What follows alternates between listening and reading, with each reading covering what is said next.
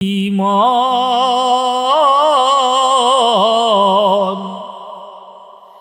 কার লাগিয়া কান্দ দিবারাতি ভেবে দেখো কেউ হবে না, ভেবে দেখো কেউ হবে না তোমার সঙ্গের সাথী।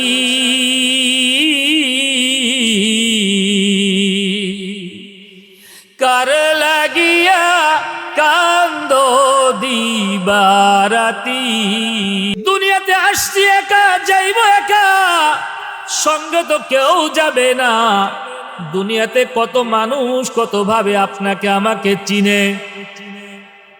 যেদিন আমার শেষ নিঃশ্বাসটা চলে যাবে ওই দিন কত মানুষ, ওই দিন কতগুলো মানুষ আসবে আপনাকে আমাকে শেষ বিদায় দেওয়ার জন্য। সকলে এসে আমার যদি আমলনামা ভালো হয় বলবে আহ লোকটা কত ভালো ছিল, লোকটা কত ভালো ছিল, আমাদের সাথে কখনো দুর্ব্যবহার করে নাই, কখনো খারাপ আচরণ করে নাই। আফসোস করবে শেষ পর্যন্ত আপনার আমার সাথে ওই 3.5 হাত বাড়ি পর্যন্ত যাবে। ঠিক না বেঠিক?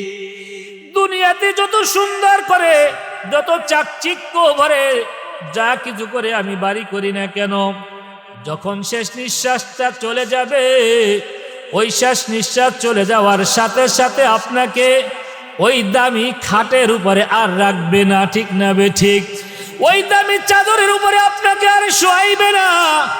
চিন্তা করবে একটা নরমাল চাদর বিছাইয়া তাকে ওই খাটিয়ার উপরে শোয়ায়া দাও। খাটিয়ার উপরে কিন্তু কোনো চাদর থাকবে না, উপরে একটা চাদর নরমাল চাদর দিয়া রাখবে শোয়াইয়া। ও বাবাজিরা, ও মুসল্লি ভাইরা, ও নয়ননগরবাসীরা, একটু খেয়াল করে শুনেন। এক কাঠুরিয়ার ঘটনা এরকম আছে। এক কাঠুরিয়া ইন্তেকাল করার পরে ওই জামানার এক বুজুর্গ ছিল, বুজুর্গকে এক গায়েবী আওয়াজ শোনানো হলো, অমুক জঙ্গলে এক কাঠুরিয়া আছে, ওই কাঠুরিয়ার জানাজার ভিতরে তুমি যায় শরীক হও। এখন ওই বুজুর্গ আল্লাহওয়ালা ব্যক্তি সে চিন্তায় পড়ে গেল, ঘটনা কি? সেই জঙ্গলের, যে জঙ্গলের কথা বলা হয়েছে এটা তো আমার থেকে, আমার বাড়ি থেকে অনেক দূর, যাইতে যাইতে অনেক সময় লাগবে। ওই কাঠুরিয়া মারা গেছে, কাঠুরিয়ার জানাজার কিভাবে আমি শরীক হব? যেই খবর এসেছে ওই আল্লাহওয়ালা বুজুর্গ ব্যক্তি যখন আসমান থেকে আওয়াজ শুনতে পাইল অমুক এলাকায় একজন কাঠুরিয়া মারা গেছে, ওই কাঠুরিয়ার জানাজার ভিতরে তুমি যায় শরীক হবে, তুমি তাকে দাফন কাফন করবে, তুমি তাকে গোসল দিবে, তার জানাজা পড়বে। ওই কাঠুরিয়ার কাছে এবার ওই আল্লাহওয়ালা ব্যক্তি দীর্ঘ পথ পাড়ি দিয়ে ওই কাঠুরিয়ার জানাজার ভিতরে জঙ্গলের ভিতরে শরীক হলো। এসে দেখে কোনো মানুষ নাই, কিছু নাই। যখন ওই কাঠুরিয়া একা একাই ওই ব্যক্তির গোসল দিল, কাফন পরাইল, কাফন করানোর পরে যখন জানাজার ভিতরে দাঁড়াইল, জানাজা দাঁড়ানোর সাথে সাথে তার পিছনে হাজার হাজার সাদা পোশাক পরিহিত ব্যক্তিরা আইসা, পাগড়ি বাঁধা অবস্থায় আইসা ওই বুজুর্গের ব্যক্তির পিছনে জানাজার মধ্যে শরীক হয়ে গেছে। এবার জানাজা শেষ হলো, দাফন কাফন শেষ হলো, কিছুক্ষণের মধ্যে লোকগুলো দিক বিদিক ছুটে গেল। এবার ওই আল্লাহওয়ালা ব্যক্তি চিন্তা করলো এ তো কোনো সাধারণ ব্যক্তি নয়, দুনিয়া নিঃসন্দেহ এর এমন কোন আমল রয়ে গেছে যে আমলের কারণে আল্লাহ রাব্বুল আলামিন তাকে পছন্দ করেছে, তারে কবুল করেছেন। আর যারা জানাজার ভিতরে শরীক হয়েছে দুনিয়ার সাধারণ কোনো মানুষ না, দুনিয়ার যদিও দেখতে সাধারণ মানুষের মতো হয় কিন্তু এই মানুষগুলো কোনো সাধারণ মানুষ না, নিঃসন্দেহে আল্লাহর কোনো মকবুলিয়ত বান্দা হবে।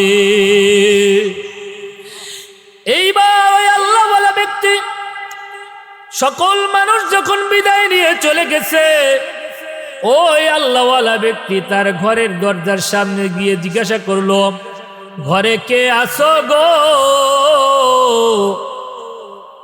আমার দুইটা কথা জানার আছে। কয় কি কথা জানার আছে বলেন? আমার এক নম্বর কথা হলো, যেই লোক কাঠুরিয়া তার মূল কাজ কি ছিল? তিনি বলতেন ঘর থেকে আওয়াজ আসতেছে যে তিনি মূলত ছিল একজন কাঠুরিয়া। একজন কাঠুরিয়া হয়ে আল্লাহ রাব্বুল আলামিনের পক্ষ থেকে গায়বী আওয়াজের মাধ্যমে আমাকে তার জানাজার ভিতরে শরীক হওয়ার জন্য বলেছে। আমি জানি এটা কোনো সাধারণ কাঠুরিয়া হইতে পারে না, তার এমন কি আমল আছে, সেই আমলটা একটু আমাকে যদি বলতেন তাহলে আমি তার ব্যাপারটা আমি পরিপূর্ণ নিশ্চিত হইতে পারতাম। এবার ঘর থেকে বলেন, আমার স্বামী একজন কাঠুরিয়া ছিল, তার কোনো আমল তেমন কোনো আমল দেখতে পাই নাই, কিন্তু তার একটা আমল আমার নজরের মধ্যে আসছে। আমার স্বামী কোনো লেখাপড়া জানতো না, আমার স্বামী কোনো লেখাপড়া জানে না, সে বনে কাঠ কাটে, কাঠুরিয়া একজন, কিন্তু তাকে দেখতাম সে যা কিছু জানে, ফজরের নামাজ পড়ে, উপরে ওই তাকের ভিতরে একটা কোরআন আছে, ওই কোরআনটাকে নামাইয়া তিনি তো পড়তে পারতেন না, ওই কোরআনের উপরে হাত বুলাইয়া বুলাইয়া দুই চোখের পানি সারিয়া বলতো, আল্লাহ তোমার কালাম এত সুন্দর, তোমার কালাম এত মধু, তোমার কালাম আল্লাহ আমি পড়তে পারি না, আমাকে তুমি পড়ার যোগ্যতা দেও নাই, তোমার কালাম আমি দুই চোখে শুধু দেখতেছি, আল্লাহ আমাকে যদি তুমি পড়ার যোগ্যতা দিতা, আল্লাহ তোমার কালামটা আমি মধুর সুরে তেলাওয়াত করতাম। এইভাবে প্রতিদিন ওই কোরআন নামাইয়া কোরআনের উপরে হাত বুলাইতো আর দু চোখের পানি ফালাইতো। আমার স্বামীর এই একটা আমলই আমার কাছে নজরে আসে। আল্লাহর ওলি, নিঃসন্দেহে আল্লাহর ওলি তখন বলেন, তোমার স্বামীর এই আমলটা আল্লাহ রাব্বুল আলামিনের কাছে এত পছন্দনীয় হয়েছে, কোরআনকে মহাব্বত করার কারণে, কোরআনকে ভালোবাসার কারণে তার জানাজার ভিতরে, আপনি তো মহিলা মানুষ, আপনি তো দেখেন নাই, আমি যখন জানাজা শুরু করলাম, জানাজা শুরু করার আগে আমি তো এত লোক দেখি নাই, কিন্তু যখন জানাজার সালাম ফিরাইলাম দেখলাম হাজার হাজার মানুষ। তাহলে এই কোরআনকে মোহাব্বত করার কারণে, কোরআনকে ভালোবাসার কারণে আল্লাহ রাব্বুল আলামিনের নৈকট্য হওয়া যায়, ঠিক না বে ঠিক? এই জন্য কোরআনকে ভালোবাসবো তো। আপনারা হাজিরিন, রাসূলের জমানায়, যদিও ওই জমানায় মুসলমান ছিল না, কাফের মুশরিকরা ছিল, মুনাফিকের দল ভারী ছিল, কিন্তু ওই মুনাফিকের দলেরাও কি করত? আল্লাহর কালামকে এত ভালোবাসতো, এত মহাব্বত করত। ওই কাফেরদের সর্দার ছিল, নাম ছিল উতবা, নাম ছিল কি? নাম ছিল উতবা, নাম ছিল সাহেবা, নাম ছিল আবু জাহেল। ওই কাফের মুশরিকরা আল্লাহর কালামকে তারা শুনতো। গভীর রাতে যখন আল্লাহর নবী ঘরে দাঁড়িয়ে দাঁড়িয়ে নামাজ পড়তো, তেলাওয়াত করত, ওই কাফের মুশরিকরা তখন আইসা আল্লাহ তাআলার কালাম শুনতো। ওই কাফের মুশরিকদের অবস্থা এমন ছিল, যেদিন তারা কোরআনে কারীমের তেলাওয়াত শুনতো না, ওই দিন তাদের চোখে ঘুম আসতো না। কাফেরদের সর্দার, মুনাফিকদের সর্দার আবু জাহেল, উতবা সাহেবা চিন্তা করলো, মুহাম্মাদের কোরআন যদি সকলে যদি শুনতে থাকে, একদিন মুহাম্মাদের দল ভারী হয়ে যাবে। এবার তারা মিটিং ডাকলো, জনসভা ডাকলো, খবরদার খবরদার, মুহাম্মাদের কোরআন শুনতে কেউ যাইবা না, যেই ঘোষণা সেই কাজ, আজকে কেউ যাবে না। কিন্তু উতবা যখন রাতের বেলায় বিছানা গেল, ঘুম আসে না। সাহেবা যখন বিছানায় গেল, ঘুম আসে না। এবার চিন্তা করলো কি কারণে ঘুম আসতেছে না। এবার চিন্তা করে দেখলো আজকে তো মুহাম্মাদের মুখ থেকে কোরআন তেলাওয়াত শোনা হয় নাই। উতবা চিন্তা করে আজকে যখন জনসভার ভিতরে ঘোষণা দিয়েছি, সুতরাং কেউ তো যাবে না, আমি যাই একটু কোরআন তেলাওয়াত শুনে আসি। দেখেন কোরআনের কত মোহাব্বত তাদের অন্তরে ছিল, কিন্তু তাদের ধর্মীয়ভাবে তারা ইসলাম গ্রহণ না করার কারণে তারা কোরআন প্রকাশ্যে শুনতে পারে নাই। এবার মুহাম্মাদুর রাসূলুল্লাহ সাল্লাল্লাহু আলাইহি ওয়াসাল্লাম কোরআন তেলাওয়াত শুরু করলো। নামাজের ভিতরে কোরআন তেলাওয়াত শুরু করলো। মুহাম্মাদুর রাসূলুল্লাহ সাল্লাল্লাহু আলাইহি ওয়াসাল্লামের কোরআন তেলাওয়াত এত মধুর, এত মধুর, কাফেরদের চোখে পর্যন্ত ঘুম কেড়ে নিয়ে যেত। বলেন না সুবহান। মুহাম্মাদুর রাসূলুল্লাহ সাল্লাল্লাহু আলাইহি ওয়াসাল্লামের কোরআন তেলাওয়াত যখন শুরু করত, এই কোরআন তেলাওয়াত শুনতে শুনতে হঠাৎ করে দেখে বিলালের কণ্ঠে আওয়াজ ভেসে আসছে। ফজরের আযান যখন শুরু হলো, ওই মুনাফিকের সর্দাররা এক দিক বিদিক ছুটাছুটি শুরু করলো। ঘটনা কি, আযানের সময় হয়ে গেল। কোন সময় তারা চিন্তাও করতে পারলো না। মুহাম্মাদুর রাসূলুল্লাহ সাল্লাল্লাহু আলাইহি ওয়াসাল্লামের কোরআন তেলাওয়াত শুনতে শুনতে তাদের ফজরের আযান যে কখন শুরু হয়ে গেছে তারা টের পায় নাই। যখন বিলালের কণ্ঠ থেকে আযানের আওয়াজ শুরু হলো, তখন দিক বিদিক ছুটাছুটি করতে করতে হঠাৎ করে একজন আর একজনের সাথে দেখা হয়ে গেলে এবার বলতেছে, উতবা তুমি কোথা থেকে আসলে? এই সকাল সকাল তুমি কোথা থেকে আসলে? উতবাকে বলে সাহেবা, বলে সাহেবা তুমি কোথা থেকে আসলে? এবার একজন আর একজনকে জিজ্ঞাসা করে দুজনের মনের কথাগুলো প্রকাশ করে দিল। বলল, ভাই উতবা, মুহাম্মাদের যতই বিরোধিতা করি, মুহাম্মাদের কোরআনের যতই বিরোধিতা করি, কোরআন এমন একটা কিতাব, কোরআন এমন একটা বাণী, যদিও জানি মুহাম্মাদের কোরআন সত্য, মুহাম্মদ সত্য, কিন্তু আমাদের ধর্ম রাইখা কিন্তু আমরা মুহাম্মাদের ধর্ম গ্রহণ করতে পারি না। এই জন্য মুহাম্মাদের কোরআন তেলাওয়াত না শুনলে আমাদের দু চোখে ঘুম আসে না। খোদা তোমায় ডাকতে জানি না, ডাকার মতো ডাকলে খোদাই কেমনে শুনে না। ঠিক না ঠিক? অন্তর থেকে ডাকবো কাকে? ভালোবাসবো আল্লাহকে, ভালোবাসবো আল্লাহর কালামকে। আল্লাহর কালামের এক একটা কথা আসমান জমিন ধ্বংস হয়ে যাবে। চাঁদের আলো বন্ধ হয়ে যাবে, সূর্যের আলো বন্ধ হয়ে যাবে। এই কথাগুলো আল্লাহ রাব্বুল আলামিন তার কোরআনে কারীমের মধ্যে ঘোষণা করেছেন। ঠিক না ঠিক? সুতরাং দুনিয়া যেরকম সত্য, আসমান সত্য, জমিন সত্য, আপনার আমার রবের নাজিলকৃত এই কোরআন তেমনি সত্য। কোনো সন্দেহ আছে? কোনো সন্দেহ নাই। রব্বুল আলামিন 30 পারা কোরআন নাজিল করেছে। দুনিয়ার মানুষ কিতাব যখন লেখে, ওই কিতাবের শুরুতে আল্লাহ রাব্বুল দুনিয়ার মানুষরা কি বলে? ভাই আমি অনেক কষ্ট করে, অনেক মুজাহাদা করে, অনেকের সহযোগিতা নিয়ে আমি এই কিতাবটা লিখেছি। এই কিতাবের ভিতরে যদি ভুল হয়ে থাকে অবশ্যই আমাকে জানাবেন। আমি পরবর্তী মুদ্রণে, পরবর্তী ছাপানোর সময় আমি আপনাদেরকে সংশোধন করে দেব। ঠিক না ঠিক? কিন্তু আল্লাহ রাব্বুল আলামিন 1447 বছর পূর্বে এই কোরআন নাজিল করেছেন। এই কোরআন নাজিল করার পরে আল্লাহ রাব্বুল আলামিন প্রকাশ্যে এই কোরআনের শুরুতে সূরাতুল বাকারার ভিতরে আল্লাহ রাব্বুল আলামিন বলেছেন, আমি তোমাদের মাঝে এমন একটা কিতাব নাজিল করেছি যেই কিতাবের মাঝে কোনো সন্দেহ নাই। ঠিক না ঠিক? কোরআনে আছে না নাই? আলিফ লাম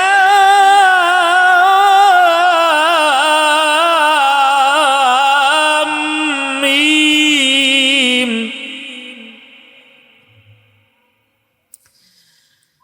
আলিফ লাম মিম।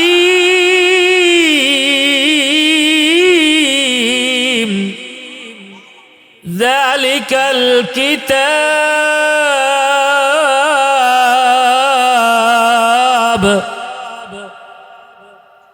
লা রাইবা ফীহ। আল্লাহ বলেন আলিফ লাম মিম আল্লাহু আ'লামু বিমুরাদিহি।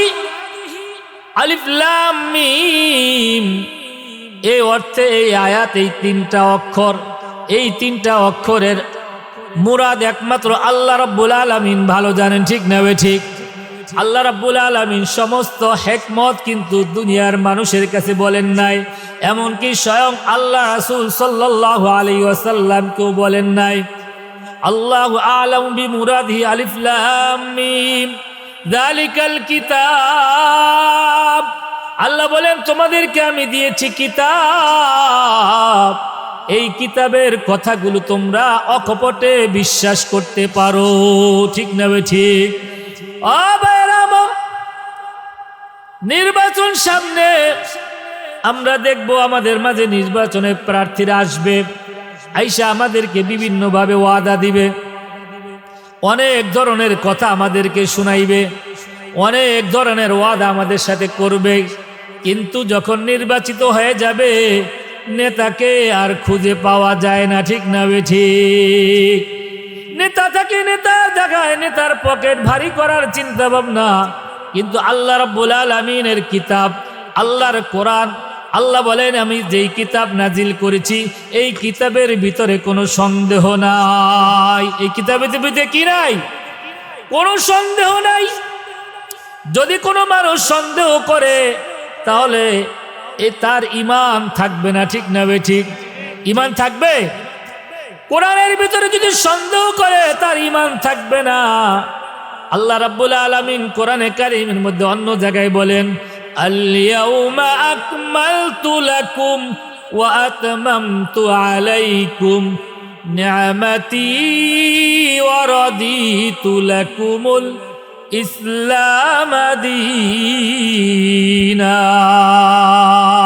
বলেন না সুবহানাল্লাহ। আল্লাহ রাব্বুল আলামিন বলেন, আল্লাহ রাব্বুল আলামিন বলেন আমি তোমাদেরকে এই কোরআন দিয়েছি, শুধু কোরআন দিয়ে ক্ষান্ত নয়, আমি রব্বুল আলামিন আমার বিধিবিধান দিয়ে আমি তোমাদেরকে তোমাদের নিয়ামতকে পরিপূর্ণ করে দিয়েছি। সুতরাং আমি এমন কোন বস্তু দুনিয়াতে রাখি নাই যেটা তোমাদের জীবন চলার জন্য প্রয়োজন, কিন্তু আমি এই কোরআনের ভিতরে তোমাদের জন্য সেটা দেই নাই। সুতরাং এই কোরআন হচ্ছে একজন মুমিন মুসলমানের পূর্ণাঙ্গ জীবন ব্যবস্থা, ঠিক না ঠিক? সিনাসে আল্লাহ রাব্বুল আলামিন মানুষের অন্তর পরিষ্কার করার জন্য যেই মেডিসিনটা রেখেছেন ওই মেডিসিনের নাম হচ্ছে জিকির। ওই মেডিসিনের নাম কি? লা ইলাহা ইল্লাল্লাহ, লা ইলাহা ইল্লাল্লাহ, লা ইলাহা ইল্লাল্লাহু মুহাম্মাদুর রাসূলুল্লাহ সাল্লাল্লাহু আলাইহি ওয়াসাল্লাম। প্যারা হাজিরিন, যেই কথাটা বলতেছিলাম, ইসলামের বুনিয়াদ আর ভিত্তি কয়টা? ইসলামের ভিত্তি কয়টা? 5টা। 1 নম্বর হচ্ছে ঈমান। 1 নম্বর কি? ঈমান। ঈমান যদি না থাকে, ঈমান বড় দৌলত। মুমিন বান্দাদের জন্য, মুসলমানের জন্য ঈমান হলো বড় দৌলত, ঠিক না ঠিক? ঈমান যদি না থাকে যত বেশি আমল করুক না কেন ওই আমলের কোনো দাম নাই। ঈমান যদি না থাকে কোনো দাম আছে? ঈমান যদি না থাকে কোনো দাম নাই। দুনিয়ার মানুষ ঈমান, যারা ঈমানদার তারা হচ্ছে আল্লাহ রাব্বুল আলামিনের খাঁটি বান্দা। আল্লাহ রাব্বুল আলামিন কোরআনে কারীমের মধ্যে ঈমানদারদেরকে সম্মান করে ঈমানদারদের ইজ্জত রক্ষার্থে আল্লাহ রাব্বুল আলামিন বলেন, যত জায়গায় মুমিনদেরকে আল্লাহ ডাক দিয়েছেন, আল্লাহ রাব্বুল আলামিন বলেন, ইয়া আইয়ুহাল্লাযীনা আমানু। আল্লাহ নিজেই নাম ধরে রাখেন নাই, আল্লাহ আমানু, ঈমানদার, হে ঈমানদারগণ, হে ঈমানদারগণ। মুমিন বান্দাকে আল্লাহ স্বয়ং নিজে ইজ্জত দিয়েছেন ঈমান আনার কারণে। সুতরাং ঈমান বড় দৌলত, মুমিন বান্দাদের জন্য ঈমান কি বড় নিয়ামত। আর ঈমানের পিছনে শয়তান ঘুরে, ঈমানের পিছনে কি ঘুরে? শয়তান। এজন্য কোরআনে কারীমের মধ্যে আল্লাহ বলেন, ইয়া আইয়ুহাল্লাযীনা আমানু দুখুলু ফিস-সিলমি কাফা ওয়ালা তাত্তাবিউ খুতুওয়াতিশ-শাইতান ইন্নাহু লাকুম আদুউম মুবিন। হে মুমিন মুসলমান, তোমরা যদি ঈমানদার হয়ে থাকো, ঈমান যদি এনে থাকো, তাহলে তোমাদেরকে আমার পক্ষ থেকে, আল্লাহ বলেন আমার পক্ষ থেকে নির্দেশ হলো এই, উদখুলু ফিস-সিলমি কাফা, তোমরা পরিপূর্ণ ইসলামের ভিতরে দাখিল হয়ে যাও। তোমরা পরিপূর্ণ ইসলামের ভিতরে দাখিল হয়ে যাও। মুসলমান সাধারণত আমি বলি তিন কোয়ালিটির মুসলমান। কয় কোয়ালিটির মুসলমান? তিন কোয়ালিটির। একটা হলো অরিজিনাল মুসলমান, আর একটা হলো আধা মুসলমান, আর একটা হলো পৈতৃক সূত্রে মুসলমান। ঠিক না বে ঠিক? কিছু মুসলমান আছে, বাবা মুসলমান, মা মুসলমান, নিজেকে মুসলমান দাবি করে, পশ্চিম দিকে ফিরে একবার কোন রকম উষ্টাও খায় না। ঠিক না বে ঠিক? পশ্চিম দিকে ফিরে উষ্টাও খায় না। এরা হলো পৈতৃক সূত্রে মুসলমান। আর এক শ্রেণীর মুসলমান হচ্ছে কিছু নামাজ পড়ে, কিছু আল্লাহর হুকুম মানে, কিছু মানে না, কিছু হুকুম মানে, কিছু হুকুম মানে না। এরা হচ্ছে অর্ধেকটা মুসলমান। ঠিক না বে ঠিক? এই অর্ধেকটা মুসলমানের কোনো দাম নাই, অর্ধেকটা মুসলমানের কোনো মূল্য নাই। প্রকৃতপক্ষে মুসলমান ওই ব্যক্তি, আল্লাহ বলেন, ইয়া আইয়ুহাল্লাযীনা আমানু দুখুলু ফিস-সিলমি কাফা। মুসলমান যদি হতে চাও, পরিপূর্ণ ইসলামের ভিতরে দাখিল হয়ে যাও। অর্ধেক আদায় করবা, অর্ধেক করবা না। ফজর পড়ো না, জোহর পড়ছো, আসর পড়ছো, মাগরিব পড়ছো, এশা পড়ো নাই। কয় তুমি তো অর্ধেকটা মুসলমান। এই অর্ধেকটা মুসলমান আল্লাহ রাব্বুল আলামিনের কাছে কোনো দাম নাই। ঠিক না বে ঠিক? নামাজ যদি পড়তেই হয়, 5 ওয়াক্ত নামাজ আমরা পড়বো ইনশাআল্লাহ। কি বলেন? 5 ওয়াক্ত নামাজ কে কে পড়বো একটু হাত জাগায় দেখাই। নারায়ে তাকবীর, আল্লাহু আকবার, নারায়ে তাকবীর। আল্লাহ তুমি কবুল করে নাও। নামাজ যদি পড়তে হয় 5 ওয়াক্ত নামাজ পড়বো। কি বলেন? 5 ওয়াক্ত নামাজ ইনশাআল্লাহ পড়বো তো। আল্লাহ রাব্বুল আলামিন কোরআনে কারীমের মধ্যে যে আয়াত তেলাওয়াত করেছি, প্রথম তো আল্লাহ রাব্বুল আলামিন তার কালামে পাকের তেলাওয়াতের জন্য নির্দেশ দিয়েছেন। দ্বিতীয় আল্লাহ বলেন, ইসলামের দ্বিতীয় বুনিয়াদ হচ্ছে নামাজ। ইসলামের দ্বিতীয় বুনিয়াদ হচ্ছে কি? ইসলামের দ্বিতীয় বুনিয়াদ হচ্ছে নামাজ। এই নামাজের কত ফজিলত! নামাজের 1 নম্বর ফজিলত হলো এই যে ব্যক্তি 5 ওয়াক্ত নামাজ গুরুত্ব সহকারে জামাতের সাথে পড়বে, আল্লাহ রাসূল সাল্লাল্লাহু আলাইহি ওয়াসাল্লাম বলেন, ওই মুমিন বান্দা দুনিয়ার ভিতরে অভুক্ত থাকবে, রিজিকের অভাব থাকবে, এটা কোনোদিন হতে পারে না। আল্লাহ রাসূল সাল্লাল্লাহু আলাইহি ওয়াসাল্লাম ঘোষণা করেন, যে ব্যক্তি 5 ওয়াক্ত নামাজ পাবন্দির সাথে আদায় করবে, তার জন্য 5টা পুরস্কার থাকবে। 1 নম্বর পুরস্কার হচ্ছে দুনিয়ার ভিতরে আল্লাহ রাব্বুল আলামিন তার রিজিকের সংকীর্ণতাকে দূর করে দিবেন। বলেন সুবহানাল্লাহ। ও প্যারা হাজিরিন, আপনি আমি ব্যবসা করি, নামাজকে ছেড়ে দিয়ে ব্যবসা করি, আপনি আমি কৃষি কাজ করি, নামাজকে ছেড়ে দিয়ে কৃষি কাজ করি, কিন্তু ওই কাজের ভিতরে কোনো বরকত নাই। কেননা আল্লাহ রাসূল সাল্লাল্লাহু আলাইহি ওয়াসাল্লাম ঘোষণা করেছেন, দুনিয়ার ভিতরে রিজিকের বরকত হচ্ছে নামাজের ভিতরে। কিসের ভিতরে? নামাজের ভিতরে বরকত। তুমি মনে করতেছো আমি দোকান বন্ধ করব, নামাজে যাব, এই মুহূর্তে কাস্টমার আসছে, কাস্টমারকে তুমি সদাই দিয়ে যাইবে, কিন্তু কই বেচার কিনার ভিতরে তোমার কোনো বরকত নাই। আসলে ওটা কাস্টমার না, ওটা একটা শয়তান। ইন্নাশ শাইতানা লিল ইনসানি আদুউম মুবিন।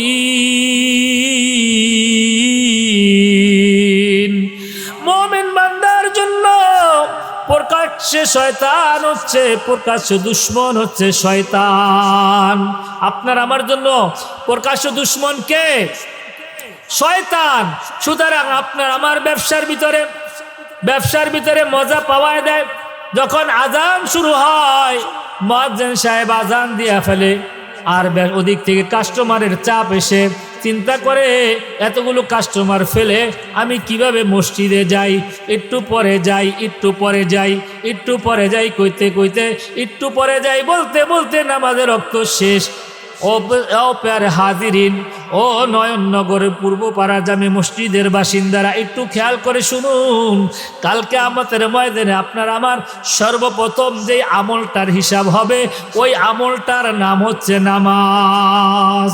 ওই আমলটার নাম কি? নামাজ।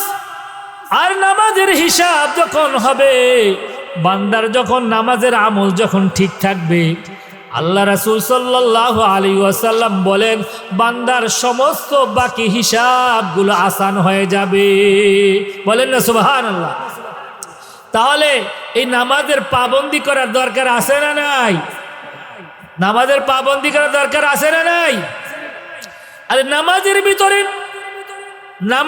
ভিতরে সর্বপ্রথম আপনি আমি যখন মসজিদে যাই, মসজিদে গিয়ে দাঁড়াই, তখন আপনি আমি আল্লাহু আকবার বলি।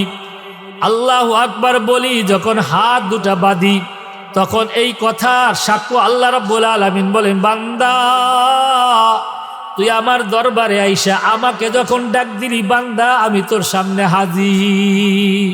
বলেন না সুবহান। আল্লাহু আকবার, আল্লাহু আকবার বলে পিছনে আমরা একটা কথা বুঝি, দুনিয়ার সব কিছুকে আমি পিছে ফেলে এবার আমার আল্লাহ হলো সব, আমার আল্লাহর সামনে দাঁড়াইছি। কার সামনে দাঁড়াইছি? আল্লাহর সামনে দাঁড়াইছি। দুনিয়ার কোনো মানুষ যদি ডাকে, তাহলে নামাজের ভিতরে ডাক দেওয়া, সাড়া দেওয়া কিন্তু জায়েজ নাই, ঠিক না বে ঠিক? আল্লাহু আকবার। সাহাবায়ে কেরাম রাদিয়াল্লাহু তাআলা আনহুম, তাদের নামাজ কত শক্ত নামাজ ছিল, তাদের নামাজ কত শক্ত, কত মজবুত নামাজ ছিল। সাহাবায়ে কেরাম রাদিয়াল্লাহু তাআলা আনহুমদের মধ্যে হযরত আলী রাদিয়াল্লাহু তাআলা আনহুর নাম শুনেছেন অবশ্যই। হযরত আলী রাদিয়াল্লাহু তাআলা আনহুর পায়ের ভিতরে একটা বর্ষা ঢুকে পড়েছিল। এই ঘটনা আপনারা অনেকেই জানেন, তারপর আলোচনা প্রসঙ্গে বলতে হয়। তার হাজিরিন, হযরত আলীর পায়ের ভিতরে যখন বর্ষা ঢুকেছিল, আলীর বর্ষাটা বের করতে পারতেছিল না, কোন রকম বের করা সম্ভব ছিল না। এবার সাহাবায়ে কেরাম রাদিয়াল্লাহু তাআলা আনহুম পরামর্শ করলো, আলী যখন নামাজে দাঁড়াইবে তখন ছাড়া আলীর পায়ে থেকে এই বর্ষা বের করা সম্ভব না। হযরত আলী আল্লাহু আকবার বলে নামাজে দাঁড়াইলো। আল্লাহর কালাম এত মধুর সুরে, এত মন লাগাইয়া, দিল লাগাইয়া আলী নামাজ পড়তেছে। সাহাবায়ে কেরাম রাদিয়াল্লাহু তাআলা আনহুম, তারা আলী রাদিয়াল্লাহু তাআলা আনহুর পায়ের থেকে বর্ষা খুলে নিল। কিন্তু আলী রাদিয়াল্লাহু তাআলা আনহুর কাছে নামাজ এত মজা লাগতেছিল, তিনি বলতে পারেন নাই কখন তার পায়ের থেকে বর্ষা খুলে নেওয়া হয়েছে। আর আপনার আমার নামাজ মাশাআল্লাহ, মশা সবসময় রেডি থাকে যে আমারে কোন সময় থাবড় দিবে। কি বলেন? আপনার নামাজ তো এরকম, যে মশা রেডি থাকে যে আমারে যেন থাবড় দিতে না পারে, আর আমরাও সতর্ক থাকি কোন সময় মশাটা বসবে। মশার কামড় আমাদের সহ্য হয় না, মশার থাপড় দিয়া মারার জন্য প্রস্তুত হয়ে যাই। আর সাহাবায়ে কেরাম রাদিয়াল্লাহু তাআলা আনহুম তাদের নামাজের এই অবস্থা ছিল যে তিনি সুস্থ অবস্থায় নামাজের বাহিরে তার পায়ে থেকে ওই তীর বর্ষা বের করা সম্ভব ছিল না, একমাত্র নামাজ অবস্থায় তার পা থেকে ওই বর্ষা বের করা সম্ভব হয়েছে। তাহলে ওই নামাজ কত মধুর ছিল, ওই নামাজ কত শানদার ছিল। সুতরাং নামাজ যখন পড়ব নামাজের মতোই পড়তে হবে। নামাজ যখন পড়ব নামাজের মতোই পড়তে হবে। নামাজ যখন নামাজের মতো হবে তাহলে আল্লাহ কোরআনের মধ্যে বলেন, ইন্নাস সালাতা তানহা আনিল ফাহশাই ওয়াল মুনকার। আল্লাহ বলেন যে তোমার নামাজ তখন তোমাকে গুনাহ, অপরাধ, অন্যায় থেকে তোমাকে, ফাহেসা, গর্হিত কাজ থেকে তোমাকে ফিরাবে। কি? নামাজ। কোন কাজে ফিরাবে? নামাজ। আজকে আমরা গুনাহ থেকে বাঁচতে পারি না, গুনাহ থেকে ফিরতে পারি না, গুনার কাজ নামাজও পড়ি গুনাহও করি, নামাজও পড়ি গুনাহও লিপ্ত। কারণ কি? আমাদের নামাজ ঠিক নাই। কি নাই? নামাজ ঠিক নাই। প্যারা হাজিরিন, আমি যে বিষয়টা আলোচনা করতেছি গুরুত্বপূর্ণ বিষয়। সমাজে আজকে আমাদের নামাজিদের বড়ই অভাব। ইমাম সাহেবকে জিজ্ঞাসা করলে বোঝা যাবে যে এই মহল্লার ভিতরে কতজন নামাজি পাওয়া যায়, প্রকৃতপক্ষে নামাজি কয়জন পাওয়া যায় ফজরের জামাতে আসলেই বোঝা যাবে। ঠিক না বে ঠিক?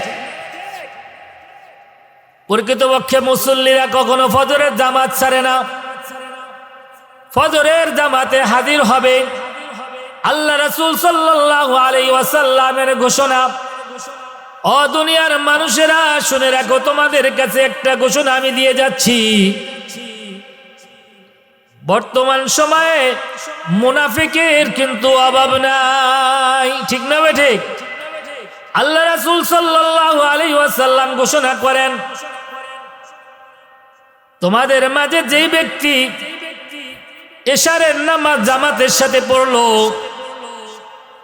আবার এশারের নামাজ পড়ে বাসায় গিয়ে খাওয়া দাওয়া করে ঘুমায়া পড়লো, আল্লাহ রাসূল সাল্লাল্লাহু আলাইহি ওয়াসাল্লাম বলেন, ও ফেরেশতারা তোমরা সাক্ষী থাকো, আমার যেই বান্দা এশারের নামাজ জামাতের সাথে পড়লো, অত্র অর্ধরাত্র দাঁড়িয়ে দাঁড়িয়ে নফল ইবাদত করার সওয়াব ওই বান্দার আমলনামায় লিখে দিলাম।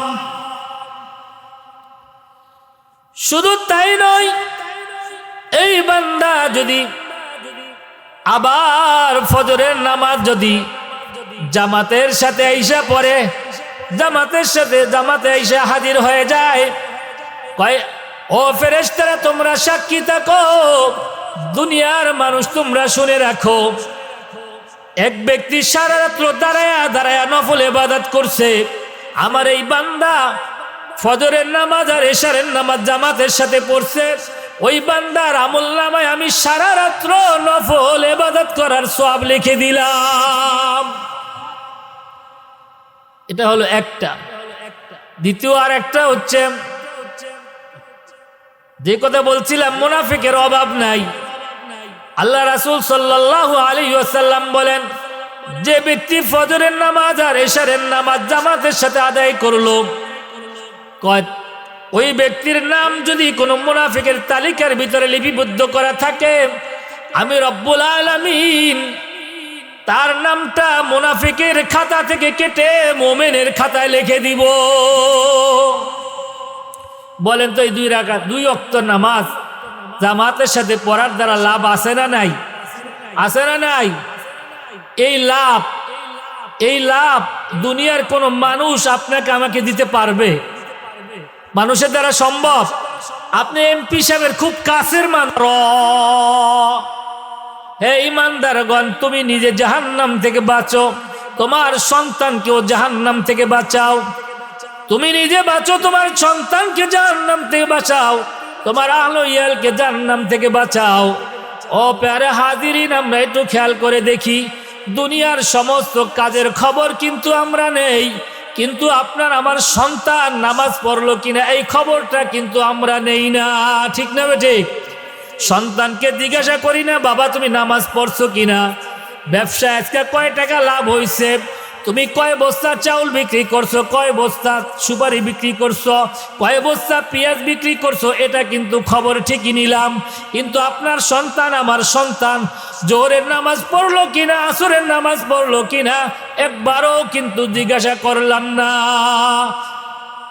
এই আল্লাহ পাকের হুকুম, নামাজ যদি তরক করে কাল কিয়ামতের ময়দানে আপনাকে আমাকে কিন্তু ওই সন্তানের ব্যাপারে জবাবদিহি করা হবে।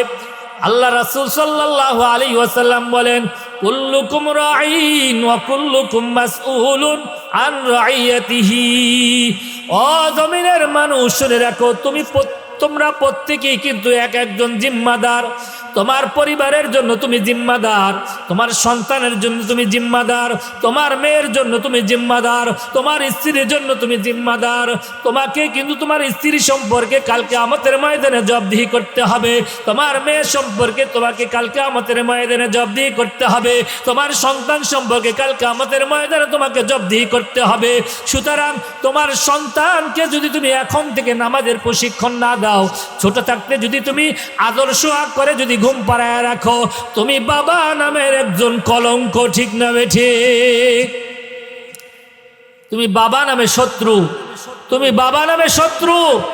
তুমি ওই সন্তানের ভালোবাসা চাও না, সন্তানকে ভালোবাসো না, ওই সন্তানকে তুমি জাহান্নামের দিকে ঠেলে দিলা, আর তুমি নিজে মসজিদের দিকে গেল। মুরব্বী বাবাজি, তোমার সন্তানকে তুমি ভালোবাসো না, তোমার সন্তানকে তুমি, তোমার সন্তানের সাথে তোমার দুশ্মনী। তুমি নিজে বাঁচার জন্য মসজিদে যাও, ঠান্ডার ভিতরে উঠো, কিন্তু তোমার সন্তানকে তুমি ডাকো না, তোমার সন্তানকে তুমি খেয়াল রাখো না। এই জন্য প্যারে হাজিরিন, এই জন্য আমরা আমাদের নিজে নামাজ তো পড়বই, আমাদের সন্তানের ব্যাপারেও ইনশাআল্লাহ আমরা খেয়াল রাখবো তো ইনশাআল্লাহ। যদি সন্তানের প্রতি খেয়াল না রাখেন, কাল কিয়ামতের ময়দানে আপনাকে আদালতের কাঠগড়ায় দাঁড়া করবে এই সন্তান। আদালতের কাঠগড়ায় দাঁড়া করবে কে? এই সন্তান। এই সন্তান আপনার বিরুদ্ধে সাক্ষী দিবে। শুধু তাই নয়, যখন জাহান্নামের ফয়সালা হয়ে যাবে, আল্লাহ রাব্বুল আলামিন বলবেন জাহান্নামে যাও, জাহান্নামে যাও। আল্লাহ রাব্বুল আলামিনের কাছে বলবে, আল্লাহ, জমিনের ভিতরে যখন আমরা বসবাস করেছি, আমার মাতা পিতা আমাকে নামাজের কথা বলে নাই, আমাকে দ্বীনের কথা বলে নাই, নামাজের ব্যাপারে আমাকে তাম্বি দেয় নাই, আমাকে সতর্ক করে নাই। আজকে যদি জাহান্নামে যাইতে হয়, আল্লাহ আমার মাতা পিতাকে তুমি সামনে হাজির করো, তাদের কাঁধের উপরে ভর করে আমি জাহান্নামে যাব। তাহতা আকদামিনা লিয়াকুনা মিনাল আসফালিন।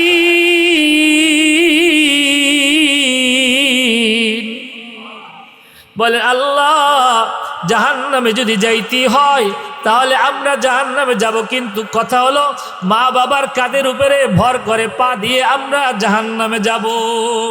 সুতরাং